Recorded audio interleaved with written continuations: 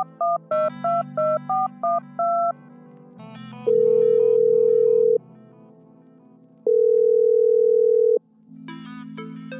is Mike Wilson. How may I help you today? Hello, this is the Microsoft Fraud Detection Department. By answering this call, you have helped us find your exact location. Thank you for your contribution. Authorities are on their way. To cancel this action, please press 1. Thank you. To speak with a live representative, please press 2. Thank you for calling Microsoft Fraud Department. This is Amanda. How can I help you?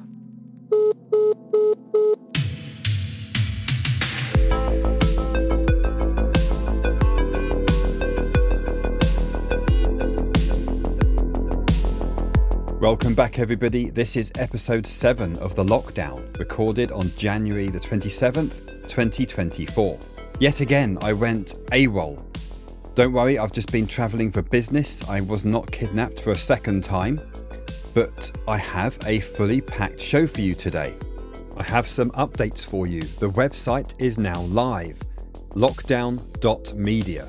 And this is where I'm going to share some of the more in-depth and more technical articles which would really be out of scope for the podcast episodes. One of the things I'm working on at the moment is a complete guide to setting up pfSense on a Quotum mini PC. I'll talk more about that in today's show. Now, I already run this in my home network. It has an always-on VPN, VLANs for different Wi-Fi SSIDs, so you can isolate your network if you have to have IoT devices. Perhaps you have a robot vacuum cleaner. You can stick that on a completely isolated network with VPN, and no one needs to know who you are, and it has no way of scanning the rest of the devices in your network. So in today's show, I'm going to be talking about hotels and privacy when on the road. We'll also talk about using an alias name when checking into hotels versus the alternative, which is to use VRBO short-term holiday rentals. We'll discuss privacy or the lack of with Uber, and also a reminder again of why we do this in the first place. I'd like to introduce another topic in today's show called Defensive OSINT, and I'll share some tips and tricks, including FaceMorph, which is a website to take your real photo and using AI, just changing it ever so slightly if you need photo ID for a gym or a library. We'll talk about location tracking and why I allow access to a weather app on my Graphene OS device. And we may even have a surprise guest at the very end of the show. Anyway, on with today's podcast. So I thought I'd start the show talking about travel, privacy, especially when it comes down to hotels. I've had situations in the past where I've stayed in a hotel and I had a phone call at 1 o'clock in the morning. The next day I had an exam. This was way back, I think it was in the late 90s, and it was my final exam for the MCSE, which dates me a little bit there. But anyway, the phone rang at 1 a.m, there was heavy breathing, and I got just very frustrated and unplugged the phone. Ever since, every time I check into a hotel room, I unplug the phone. I don't want people bothering me, especially not at 1 o'clock in the morning. But more recently, in fact, a recent trip to Vegas, I noticed there was an iPad on display in the room. It was on some sort of dock, so it was always on charge. And it had a welcome note on there, room temperature controls, that kind of thing. But the iPad has a front-facing camera and also a rear-facing camera. And there's no way I can tell if the application they're using on there has the ability to give perhaps their housekeepers access to the camera. Even if it doesn't give them access, there are undoubtedly vulnerabilities that are yet to be discovered in that app. And I just do not want to be part of it. So again, I unplug the iPad, I turn it off, and I stick it in a drawer. But the problem still comes in a hotel where you may not want to give them your real name. And this is where I have had a lot of trouble. If I book online, I can book it in an alias name, and I can pay with a privacy.com virtual card. But when you check into the hotel, they're going to ask you for photo ID and a credit card to keep on file. And the photo ID, more often than not, does have to be government issued ID, such as a driving license or a passport. Now, if you've booked in an alias name, you're now screwed. You're going to have to spend the night in the hotel lobby. The credit card is not too much of an issue. In fact, what I have done in the past is said I've lost my card or been issued a new card. I don't have the physical card with me, but hey, my banking app has this virtual card feature. I can give you the card number. And actually, I've shown them the privacy app, generated a card. And you've got to remember, these are not privacy and security experts. So they just look at the app and they type the card number and I'm good to go. But the problem is the ID. Now, unless you have fake ID, and by the way, I am not advocating that, you're going to get yourself arrested. They're not going to accept anything else. I've tried gym membership, employee cards. None of that is going to cut it. What you may have some success with, if you've already told them the story of the credit card being missing, is to say you've lost your wallet. I do have the advantage of having a British accent. Say, look, I don't have any other ID other than my passport. And one of the excuses I have used in the past is to say, look, I work in the technology industry and the data center is a very secure location and they take my passport for the week while they give me my employee ID badge. And I can show them that I have an employee ID badge. It doesn't have my name on it. It just has my picture. And sometimes that is enough to get me checked into the hotel room. But sometimes it causes a problem. Now, because I travel for business and I have an employer, I have to check into the hotel under my real name. I don't like it, but unless I'm willing to pay for the hotel myself and take those risks, it's something I have to do. But this is where you can still take some good privacy measures when checking into hotels. First, I use my credit card, which is registered to a private mailbox. It does not have any association with my real home address. Secondly, the government ID I give them when checking into the hotel doesn't have my address on there. I do not ever give them a driving license because that has an address. And that's not going to match the billing address, which is a private mailbox. So I give them a government photo ID card. This could be a visa, a passport, or something along those lines.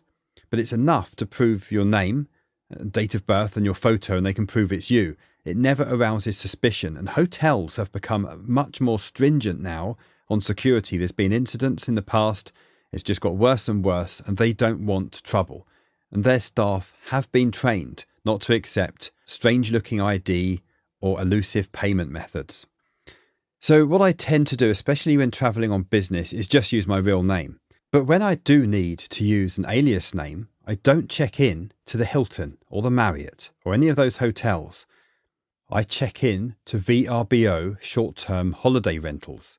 There's usually a minimum of a 3-night stay, but I've never been asked for my ID. Now, I've just been reading the Airbnb hosts subreddit, and honestly, it's quite horrifying. First off, there's people in there saying, put in your rules that government ID is required. Ask them to email it. And people are emailing their government ID with a picture of them holding the ID up to prove who they are, is who they say they are. There is no way I am emailing any ID to anybody, and nobody should. There's no legitimate reason to be using email to send ID. That's just going to end up sitting in someone's Gmail account. That will end up getting compromised because they use the same password for everything. And then your ID gets taken. Yeah, Airbnb, I've never ever used it in my life, so I don't know what their requirements are. But VRBO is another US-based short-term holiday let site, similar to Airbnb from what I understand. But I've never had issues. I use a privacy.com card. I use an alias name. Nobody has my real address, and they have a pseudo phone number. I've been using that method for years. Now, maybe my account has been aged and matured, so I'm now a trusted traveller. I don't know how the system works on the back end, but I've never had a single issue. But it does make me laugh when I do check into these properties, and we do like to go as a family to the mountains. And when we rent a log cabin, we go in and the kids turn the TV on and they start watching Netflix using someone else's account. So many people will use the Wi-Fi, log into Netflix on the TVs and just leave it logged in. Now back to the hotel, just to recap, as soon as I check in, I disconnect the alarm clock, I put it in the drawer. I unplug the phone and look for any other devices that I can unplug and hide away in case they have cameras or microphones. In fact, they all do have cameras and microphones. The iPad did in the Vegas hotel. There was an alarm clock in another hotel last week that had a wireless charging station, and it had Wi-Fi and all sorts of other things going on. So yet again, there's a microphone in there. So unplug all those things. Now, just to close out the topic of hotels, if you're feeling vulnerable, traveling alone, perhaps your wife is traveling alone, wife and kids, anyone at all, I would highly recommend the black portable hotel door lock. You can buy them on Amazon. They're under $10. They're slightly bulky. It looks like a bolt, but it slides in between the door and the door jamb. And you've got a thumb screw that you can tighten, and it makes it very difficult to open that door from the other side. So if you're traveling alone, I highly recommend getting one of these. You don't need tools to install it. You can install it very quickly. It's fairly flat when you put it in your bag. It shouldn't add too much weight to the bag, but it's highly recommended. In fact, I was once in Bali in Indonesia, and I was on a business trip. It was a very nice hotel, so I was not complaining being there at all. I returned to my room at the end of the day, and I noticed that the chain lock on the inside that slides across no longer reached. I thought, that's strange. The past 2 nights I've been putting that latch on, but it didn't reach. And I had a look, and you could see the screw holes above where they had moved it down out of reach. Now that is very suspicious. It was probably a maintenance or housekeeping person that was planning to return to the room during the night to either do something bad to me or take my things. I used a knife that was in the hotel kitchen area to just move the lock back up and tighten the screws back in. But if you have one of these portable door locks, which you can buy on Amazon for less than $10, then that solves the problem. No one is getting through that door. And if you want to get one, I'll make sure to put a link in the show notes. I'm not affiliated with them. I don't get any kickback. It's just something I would strongly recommend. Okay, so while on the subject of privacy tips while on the road, I was actually chatting to a listener, and it just coincided with my travel over the past few weeks, and he was talking about Uber. Now, Uber is a problem, and so is Lyft. I'll talk about that in a moment. Let's just focus on Uber. Recently, I created a new account. I gave them my pseudo virtual phone number, but I did give them a real credit card. But that's registered to a private mailbox address. Uber will not accept a privacy.com virtual card. Just simply won't work. They won't accept Visa gift cards, so you really don't have much of a choice other than to use a real credit card. Now, the listener I was chatting to said he'd even tried Uber gift cards, and they do work, but it asks you to put another credit card on file. So they're not holding back here. They really want to find out who you are. So picture the scene. I'm in Vegas and I'm about to get an Uber ride back to the hotel. And it said, sorry, you need to give us another phone number. It didn't like the fact I was using a pseudo virtual phone number. Even though it had sent a code there and it accepted the validation code, no problem, it was trying to get me to give them my real SIM number, which I wasn't doing. Now, interestingly enough, I switched to the business profile. The business profile is linked to the company I work for, but they only have the pseudo virtual phone number and the same credit card, and it worked. So I think when an Uber account is associated with a company that you may work for, the restrictions are less invasive. It accepts the pseudo number. So far, it hasn't stopped me, but when I switch back to my personal profile within the Uber app, even though they're the same details, it's prompting me again for the real phone number. Now, I gave up on Lyft many years ago now. They just kept blocking the account and leaving me stranded. Uber I do have more success with, but I never, and I highly recommend that you never get Uber to pick you up from your home or take you back to your home. Now, I know it's not entirely practical walking half a mile up the road to a gas station, but that's what I do. If I need to go to an airport, I drive. So what else does Uber know about me? Well, not a lot. They know my first name and the first letter of my last name. There's no photo, and they have the email address for my company. Now, this is the downside. To link it to a company account, you have to give them your work email. Now, if you can convince your company to give you an extra email address as an alias, which is highly unlikely, especially if you work for a large organization, then that would be perfect, because what they're doing, they're matching the domain name. So if you work for Microsoft, they're just matching an @microsoft.com email address. Now, if you have any other privacy tips for Uber or even Lyft, let me know. I'd love to hear if there's other techniques that I have not considered. Okay, I think it's time that we give ourselves another reminder of why we do this in the first place. Now, When I'm asked why I do this and I have a 30-second elevator pitch, I try and keep it simple. Protecting your privacy isn't about having something to hide. It's about what we have to protect, from identity theft, fraud, social engineering, stalkers, ransomware, the list goes on. I always say that you never know how your situation may change overnight. Perhaps you win the lottery, or perhaps something more sinister happens in your life. When you are suddenly thrust into the spotlight, it happens unexpectedly, and you have the media knocking at your door. Now, on the practical side, you must think, if you have a family, you may have a wife and kids. Even if you don't know what's going to happen tomorrow, later today. Now, I have kids. One of them's at high school. No secret there. But what if a boy in that school develops an unhealthy obsession with my daughter? I don't want that individual being able to go onto Google and find where my daughter lives, where we sleep at night. Perhaps I'm in a restaurant and make a complaint because they burn the pizza. By the way, that happened to me at Christmas. I didn't complain. I'm quite easygoing, but let's say I complained. They've burnt the pizza and the server gets fired. Well, if he's got my name from my credit card, again, I don't want that person retaliating against me. If you look on twitch.tv, Google the news for that. There's been swatting attempts. People have been shot and murdered through swatting attacks. And by the way, a swatting attack is when someone doxes you, finds out your information, open source intelligence, and I'll talk more about that later in this show. And they call the police and they'll pretend to be someone in the house saying that there's someone with a gun, someone's been killed, you're hiding in a room somewhere. The police take this very seriously. And the next thing you know, the SWAT team turns up with guns and it's a highly tense and fraught situation and people have died. On the less sinister examples, people have had catapults with rocks fired at their house. You never know what gripe or malice someone may hold against you for the most simple of things. And let's be frank here.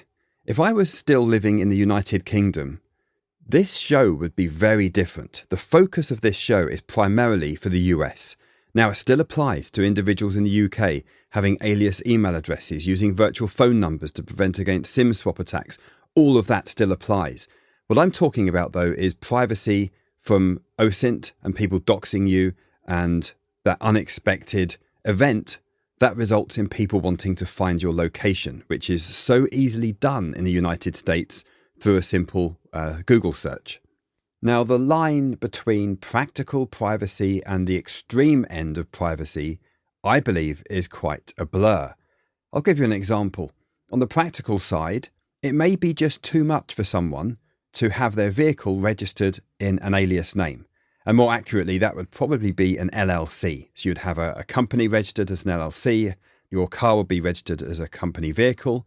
You need business insurance. But that vehicle should also be paid for in full. If you have an auto loan on that vehicle in your personal name, now things get very difficult.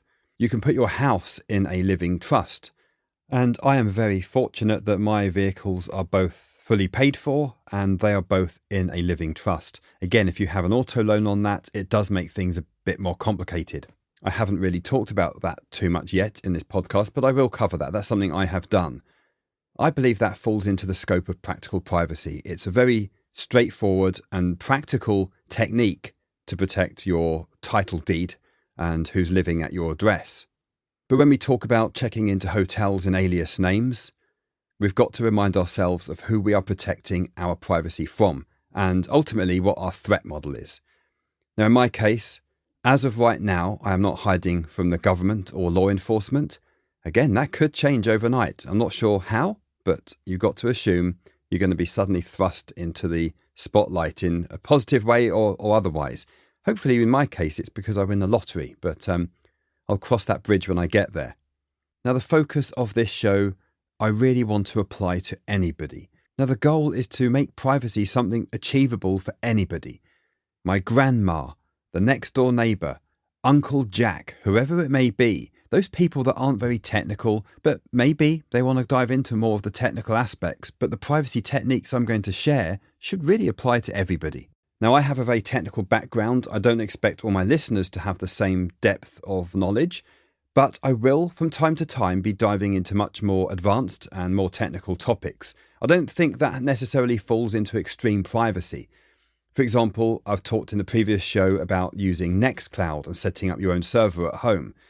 And in future episodes, I'll dive into more detail around setting up pfSense, having an always-on VPN, multiple VLANs, different Wi-Fi SSIDs, depending on who's connecting and what you want to achieve. Now, all of that will involve some technical knowledge, but I will try and break it down and make it easy for anyone to apply, should they wish to pursue that. Now, I'll be honest, I also do this because it's my hobby. I enjoy this stuff. But also, I'm a field CISO, during the day at least. And in my role, I have to advise other Chief Information Security Officers on cybersecurity threats, ransomware, but also the threats that exist there outside of the technical. And sometimes it could be as simple as a SIM swap attack that exposes their organization's data. So if I don't put into practice what I'm preaching, what I'm talking about when I attend these events, then it doesn't make me a very good field CISO. Does that mean I'm invulnerable? Absolutely not. I just want to make it extremely difficult to be found and unlikely that I'll fall victim to a phishing, social engineering, SIM swap attack, or any of those attack vectors that are so common today. Also, any of the techniques that I talk about in these episodes, they are not one-time events.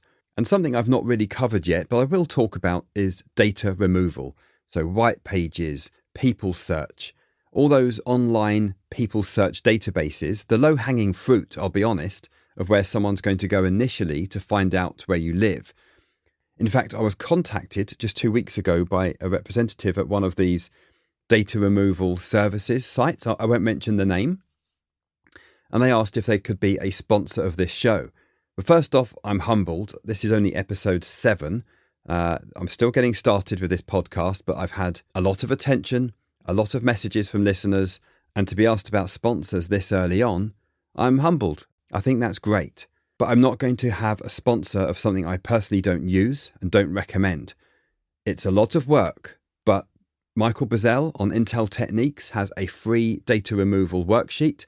I highly recommend people just go there, work through the list, and do it the hard way. Personally, I do this once a month. Sometimes I slip up, a few months goes by, but don't forget it. It's not a one-time activity. Every month, just have a morning, make your coffee, put some music on and think, okay, I'm going to see how far I get. Don't do it all day. Don't burn yourself out. Just do it bit at a time, piece by piece, and eventually you will cleanse your data from the internet. Okay, onto the topic of defensive OSINT. Now, initially, I didn't think this would be an OSINT show. And for those of you that are new to OSINT, it means open source intelligence. In its most simplest form, that's simply going to Google and typing someone's name. But OSINT can involve a lot of other things. Now, it's open source intelligence, so perhaps you are going to these people search sites that I just mentioned. You are looking at county records, which is public data, property tax data. All of that is considered OSINT. Now, from time to time, people I follow on social media may post an OSINT challenge. And there was one individual that I think she was doing this as a joke and thinking that no one would find the location. And it was a picture of the sky. Now, there was no geolocation data in the photograph, so there's no GPS coordinates. And I think she thought, well, this is just a funny way to end the week, and she posted it on Twitter. I'm not going to mention names, but the photo did have the top of a lamppost. OSINT doesn't have to be as complicated as finding metadata within the photograph and doing anything like that. I just simply looked at who this person was, and she ran her own business. The business address was an office somewhere in the United Kingdom. But if you look at the business director registration details, historically, that business used to be run from her home. So I went to Google Street View, typed in her home address, and I managed to match the design of the lamppost to the ones shown in Street View. So I knew that picture was taken outside her home. There was also, you could just about see a telephone line, a wire going across the street. And then by getting the angle right and seeing that wire in coordination with the top of the lamppost, I could see she took the picture at a bus stop, which was a few minutes around the corner. I sent her a direct message and she was quite shocked. Now, in my opinion, there's no advanced OSINT techniques there, it's just common sense. Something as simple as who is the person posting the picture can reveal a lot. So it's not the photograph really that gave her location away. It was the fact she owned a business and that information is public. And this is in the UK. Now, I think it's important to understand OSINT in order to implement defense strategies to protect our own personal data. And this is where I would like your opinion. Do you think practical privacy and security should include OSINT? I personally think it does. I think even knowing the basics of people search sites, data breaches, and knowing how to obtain that information, even if it's as basic as searching for your email address on Have I Been Pwned or one of the other sites, I think that's important in order to establish a defensive OSINT strategy. But how far should I go down this rabbit hole? And it is indeed a rabbit hole. And coming up in Arlington, Virginia is the SANS Open Source OSINT Summit. It's on Thursday, February the 29th, and it's a 2-day event. They do a virtual option, but I will be there in person. So if you are there or planning to be there, let me know. Perhaps we can meet up, grab a coffee and nerd out about privacy, OSINT and cybersecurity. Now, I am thinking it will be great to meet some of you in person, but I may live to regret this. So we'll see. I'm going to use this as an experiment and see what happens. So if you're there, do let me know. I'm also involved with some organisations where OSINT techniques and skills are particularly useful, but I want to turn those skills into defensive OSINT. We live in an age where vast amounts of our personal and also corporate data are just freely accessible online. So I think the need for defensive OSINT has never been greater. Cybercriminals, malicious actors, identity thieves, they're looking to exploit this publicly available information for purposes such as identity theft, social engineering, corporate espionage, or even targeted attacks. Now, as privacy and security enthusiasts, I think defensive OSINT can really arm us as individuals to take a proactive stance in identifying and mitigating these vulnerabilities with our personal data. Now, defensive OSINT can be broken down into 5 areas, or 5 steps. The first step is the information footprint assessment. And this is to understand the extent of our digital footprint. Now, on the worst case scenario, you have a Facebook page, your email address is in a huge number of breaches, you haven't done any compartmentalization, so you have one email address and you're sharing passwords across multiple services, yet you've got a lot of work to do if you're there. Now, tools such as search engines, data brokers, social media, these can all be used to assess the footprint. So as we go on in future episodes, I'd like to share more of how we find this information. And then step 2 is really around vulnerability identification. Once we have this footprint of our digital persona, and this is understood, the next step is to identify potential vulnerabilities. So understanding how exposed information can be exploited. For example, birthdays. You may not put your date of birth online, but if you have a Facebook page, and when it's your birthday each year, everyone is wishing you a happy birthday and those posts are public, well, it doesn't take me long to figure out your date of birth. So often I see people wishing everyone a happy 40th birthday or whatever it is. Well, that just exposes that individual to their date of birth, which unfortunately is one of the security questions used for social engineering to getting into a bank account or email or phone provider service. Okay, step 3, the risk analysis and prioritization. You've got to remember that not all information exposures carry the same level of risk. Defensive OSINT involves analysing and identifying these vulnerabilities, but then prioritising them based on the potential impact. For example, if you have an old address showing up on a people search site, that may not be a bad thing. You don't live there any longer. It may not expose you. The priority here is your current home address, your SIM card phone number, which you shouldn't be using, but if you are, you want to get that removed. And then step 4 is mitigation. This is where you take steps to reduce the identified risks. Now, you want to remove sensitive information from public view. So I mentioned the Intel Techniques website. Michael has a great data removal guide on there, which is free. That's a good start. But there's also public records. Is your property tax public? Does that show your name?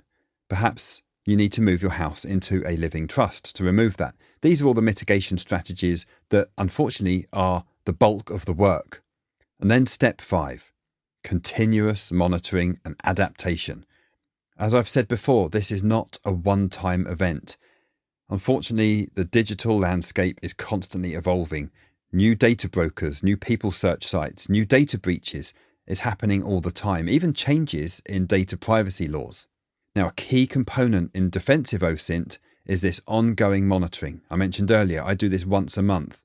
Initially, you may want to do it weekly. You have to get aggressive with this. Your data will be everywhere. If you've not done this before, it's going to take a lot of work. But don't be disheartened. Our focus here is on the practical side of things. I'm not expecting you to take a week off work and work 9 hours a day removing your data.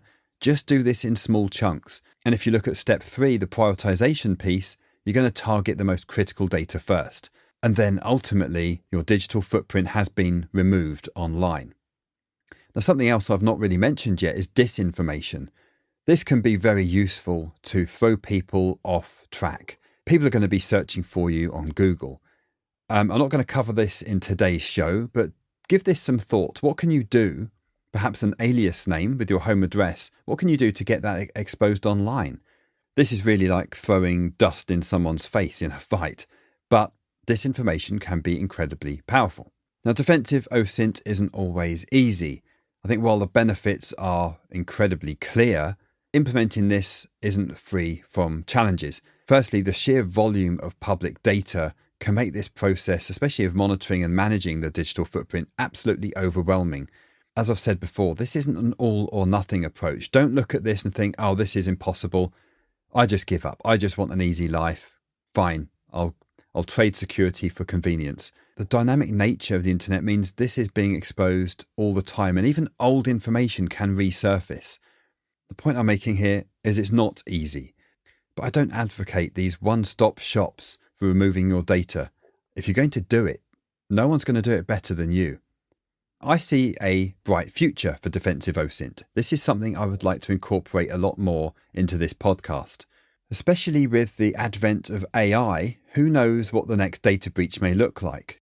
Can you imagine someone's personal data being exposed through ChatGPT because they trusted that information with ChatGPT, and a future breach, I'm not saying this is going to happen, but it could, a future breach reveals through AI the most personal details of that individual.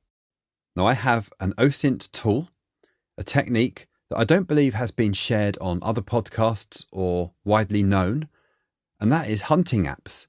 I was with a friend, this was a few years ago, and I was talking about privacy and OSINT and all the work I've put in to hide my home address from online data brokers. And he said, oh, is this your address? It took him seconds. I said, yes. What is that app you're using? Well, he does hunting. And there are hunting apps such as OnX Hunt, HuntStand, and many others that will use public information, and it's useful for hunters to find out if they're on someone else's property and who that person is in case they need to be contacted and they need to seek permission and enter their land. But what was quite shocking about this was the accuracy of the data. It not only had information from the title deed, but it was historic data as well. So if you have purchased your home in your real name and later moved that to a living trust, you may just find that the hunting applications are using old data as well to show that to someone. And you can just search on the name. It shows you a map of all the houses, and over each house, this is with OnX Hunt, it shows you the names of the individuals living there. OnX Hunt is a paid service, but they offer a 7-day free trial. So you can set that up, use a throwaway email address and an alias name, and you can check yourself to see if your information is listed. I'll make sure to include a link to the app in the show notes, but there are many others, and I've not even checked all of them out yet. But just be mindful that these are obtaining their details from public data, and if you've made recent changes, such as recently putting your house into a living trust, it may not be up to date, and they may not update that data for several months. So just be aware of that. Now, what do you do if you're signing up for a service online and they ask for your photo?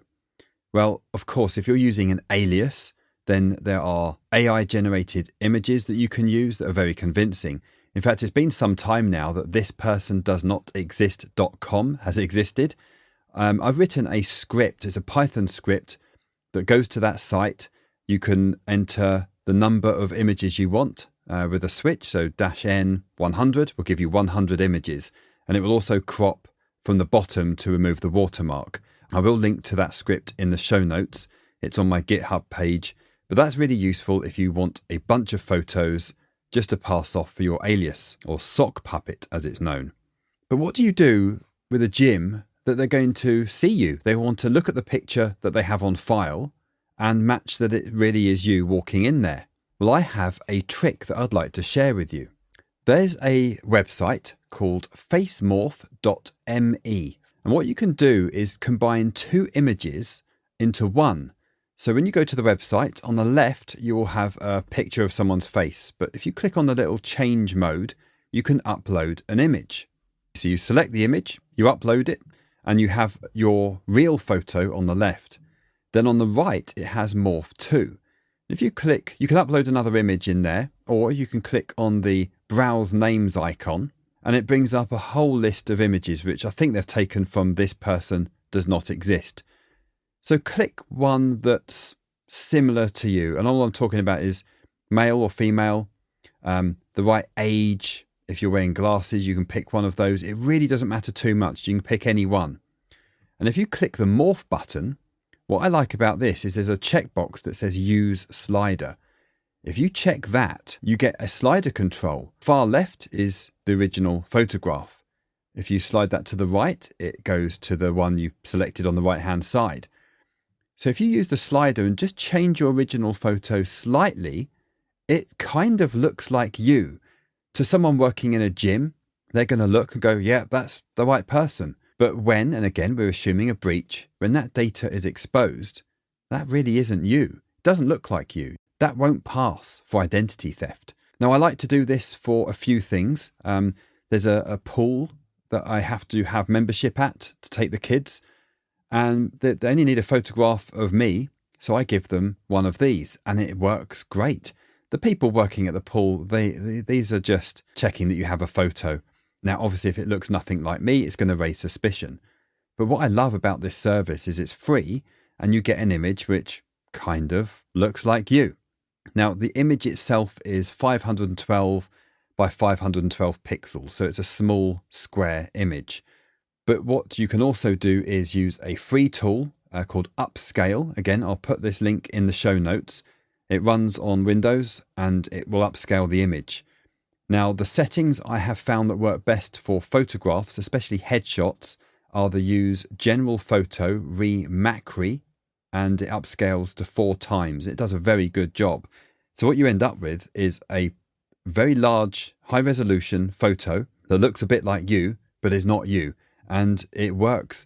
Maybe you're joining a library, a local gym, but please don't use this for government ID. You're going to get in trouble for that.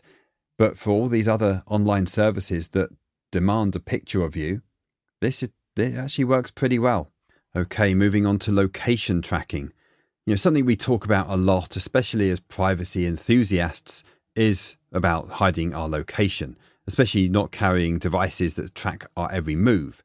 You might not go as far as keeping your mobile phone in a Faraday bag. If you do, kudos to you. But you'll surely appreciate how important it is to disable location access for a whole number of applications. We need to make sure also that the camera isn't capturing location data that reveals where you live. Now, before I send anyone a picture, I'll give you an example. My water heater died recently and I had to send a picture of it to my local plumber. And by the way, I don't use large plumbing service companies such as plumbers or HVAC. I like to choose the one-man band, or perhaps it's a father and son business, because they're not going to be using online services for keeping customer records that's ultimately going to get leaked. I like the old school guy that turns up and gives me an estimate and he writes it on a handwritten piece of paper I just love those, and you're probably going to get a much better service as well. So recently I had to send a photo of my water heater that has leaked all over the basement and show him a picture of the part that's leaking so he can do a quote. Now, obviously, I don't want any metadata in that picture. Location access is one thing that's obvious. So I use a tool on Windows called File Optimizer, and basically it strips all metadata from the picture. Another thing you can do if you use Signal Messenger is just upload the picture to Signal, and that does it for you. It strips all the metadata, including location and what device you have and so on. Now, there are certain apps that we do want to give location access to. Now, as you all know by now, I use Graphene OS, and I've granted access to some apps for location data. Now, one of those apps is WeWow. No, it's not a Chinese social media or propaganda app. It's just a weather application. Now, I've only granted approximate location, but that's good enough for me to receive weather alerts and local forecasts. Now, hey, I'm British. We talk about the weather all the time, so what do you expect? But remember, my mantra is that we shouldn't be all or nothing when it comes down to privacy. I could deny location access to everything, but giving an approximate location to my weather app, which, by the way, I have found WeWow to be the best and most private weather app in the Aurora store, this allows me to receive critical weather alerts. Again, if you live at home with a family, their safety trumps everything. And recently I had some quite significant weather alerts that we needed to monitor. Now, if you've listened to previous shows, you'll also know by now that I use my pseudo virtual phone numbers for absolutely everything. There's one exception.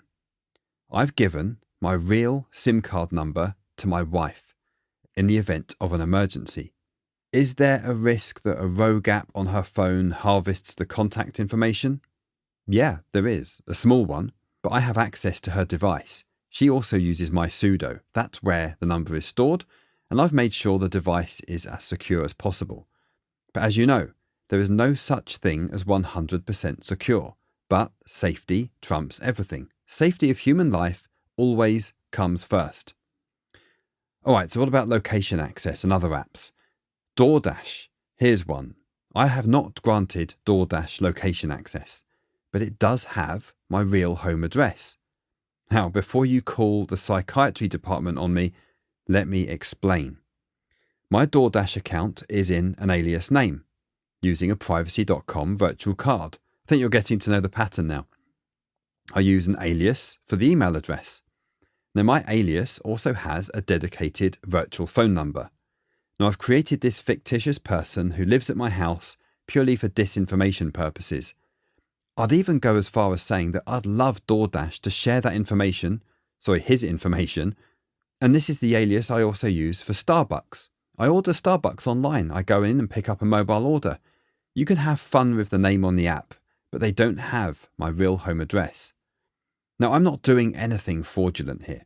I pay DoorDash. They deliver food. Everyone is happy.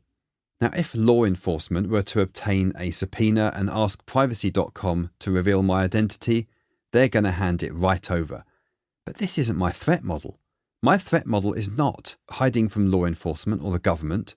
It's from data breaches that are happening every day as a result of ransomware attacks, or even data leaks caused by misconfiguration and human error.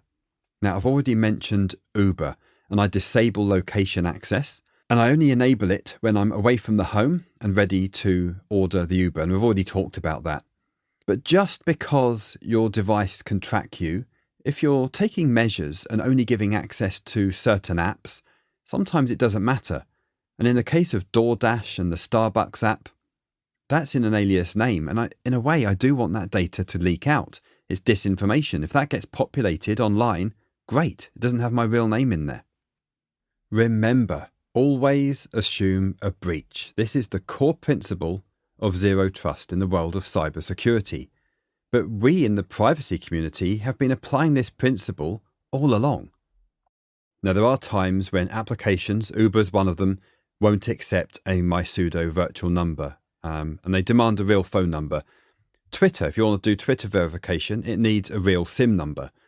Now, the best workaround I have found for this is simply to buy a bunch of prepaid Mint Mobile SIM cards. You can pay the minimum. You don't need a lot of data, if any. Just pay the cheapest amount for a month. And you have a bunch of SIM cards that you can activate with real phone numbers. That's step one. I like to go a step further. I keep those numbers for 6 months. And the reason I do that, I want to age those accounts. I'm paying regularly. They're not treated as suspicious or anything like that. And then what I do, after 6 to 12 months, I port those in to my pseudo. And at least for a period of time, those phone numbers are real SIM numbers. And even though you've ported them to my pseudo, which is a virtual phone app, those phone numbers are fresh. They were on aged accounts, and you have phone numbers you can use for verification where typically a virtual phone number would not work.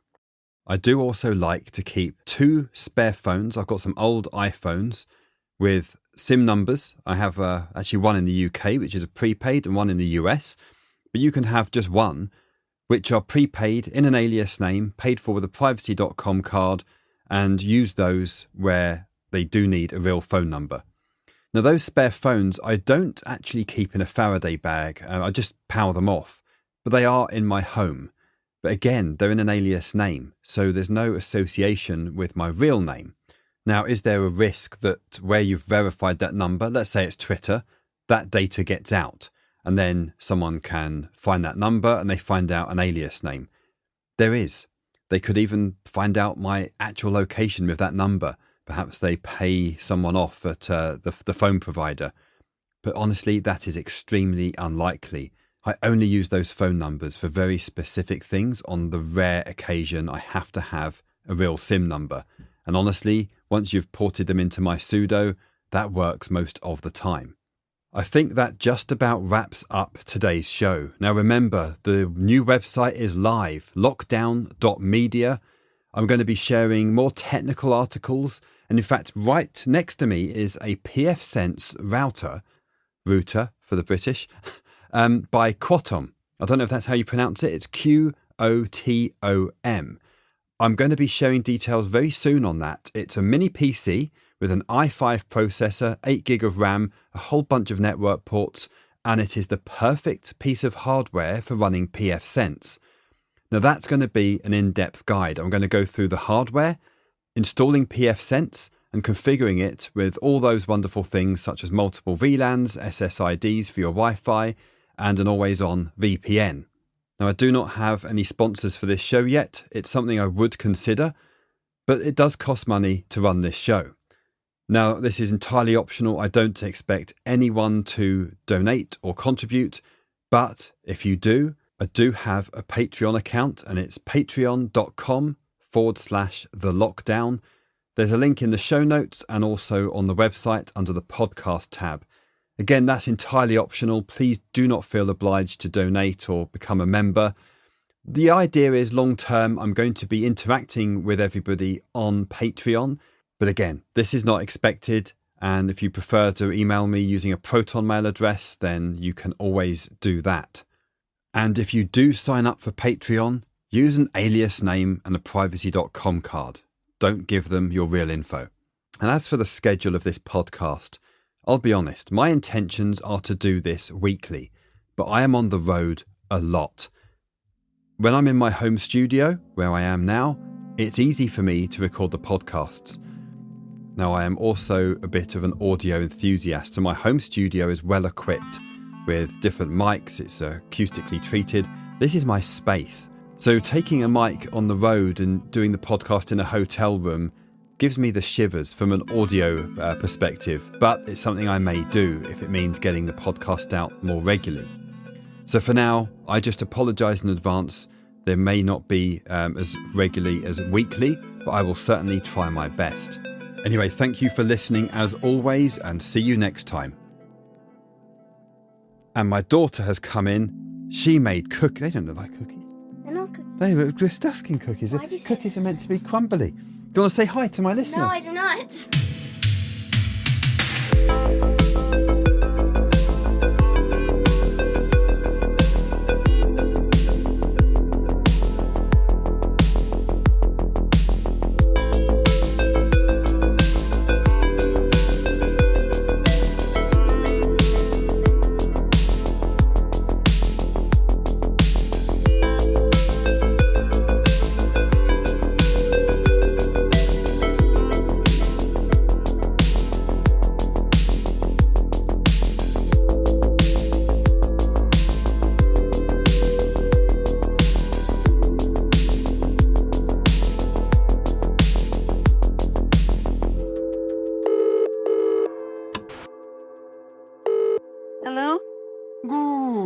morning, madam. My name is George. I'm calling from the ITV1 hit television show Britain Has Very Much Talent. Yes, Did you watch the show Saturday night? bits of it, yes. Oh, what a spectacular event it was. So what's this about then? Well, basically, madam, as you know, Britain has very much talent, scours the nation to find the cream of the crop.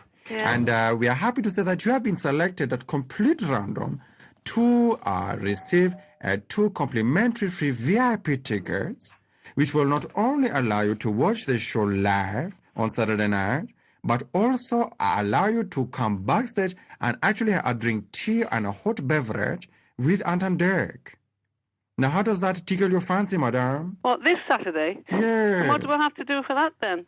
Did you have a passport, madam? Yes. Would it be possible for you to please to photocopy that also? What, give you a copy of my passport? Yes, and 3 bank statements? 3? Yes, 3 would be good. Oh, I'm not really very happy about doing something like that. No, I think that would be very foolish. Why is that, madam?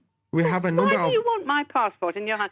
Don't you think it would be rather silly? Would you send your passport in the mail to somebody you've never met? I tell you this, madam. Yeah. If a gentleman called me from RTV1 offering me a chance to live the dream of you would Britain not. Has Very Much Talent on a Saturday night, believe me, I would jump at the chance. You would I not would jump at send the your chance. passport through the mail. I think would you're more jump- intelligent. I would jump at the chance of being able to sit there and stare at the back of Simon Cowell's the coiffed hair. My God.